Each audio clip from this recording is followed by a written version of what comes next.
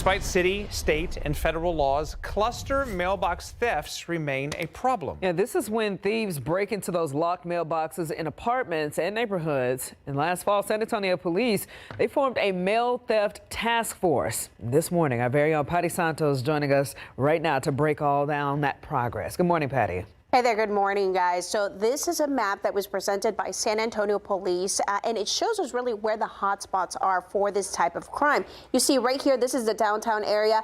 It's pretty hot here. And this is the Prue area right here in the northwest side. You can see, though, that this type of crime is really anywhere and everywhere in our city. And the job of that task force was to coordinate the response to this type of crime. And here's what we know. Since 2023, there have been more than 3,500 Class A misdemeanor reports and over 500 felony reports of stolen mail. That is where a criminal steals 10 or more pieces of mail. Now, Ryan Baldwin of the San Antonio Apartment Association is a task force member. He says this has improved communication among stakeholders in neighborhood groups and apartment managers to stay ahead of this criminal activity. You have different players at the table who have had different solutions to their individual issues. You get to speak to, hear different creative solutions. We keep those conversations going on a regular basis, and even though the stakeholder meetings have stopped for now, we're still talking about it and trying to find common sense solutions. Okay, so protection around these mailboxes really varies for every community, so the replacement and prevention costs also varies. Coming up in the next hour, Ryan is going to tell us what changes his apartments have made to deter this crime and what has worked and what has not.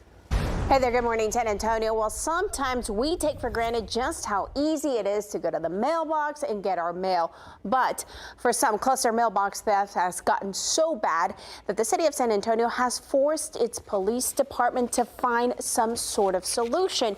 Now, the problem is really everywhere in the city. This is the heat map that was provided by the city of San Antonio Police Department. You can see a red area right here in the downtown area. This is where this crime is really a problem. Up here in the northwest side near the Prue station, the north side as well, other parts of the west side, it's really a problem that's affecting communities everywhere. And HOAs and communities are spending thousands on securities. Mailbox break-ins is a crime case that is covered extensively in communities across San Antonio. At least $30,000 or more just in mailboxes. Supposedly they're supposed to be really easy to get into. I guess people just looking for checks or credit cards. Police say it's hard to catch the criminals unless there's fingerprints or video surveillance of the suspects in vehicles.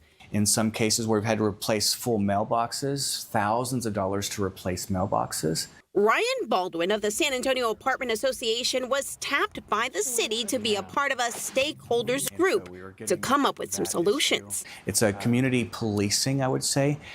We have to be more eyes open, be more present as a community, and pay attention. At one of his complexes, they've added several layers of protection to deter criminals. A metal gate with a code that changes routinely, extra web fencing, another key-locked metal bar to prevent criminals from using a crowbar, and of course, security cameras. It takes a lot of time for staff to have to deal with the post office, the police department, the residents have to come and go, but also structurally and physically. And all of this adds up in costs for apartments. We continue to modify where we need to and adapt. That's what it's all about. And of course, his management agency can afford these security upgrades, but some HOAs cannot. I talked to one HOA president who feels the post office should really be paying for these security upgrades until they do. He says the break-ins continue, and we should get an update from SAPD on this task force sometime later this summer or in the fall.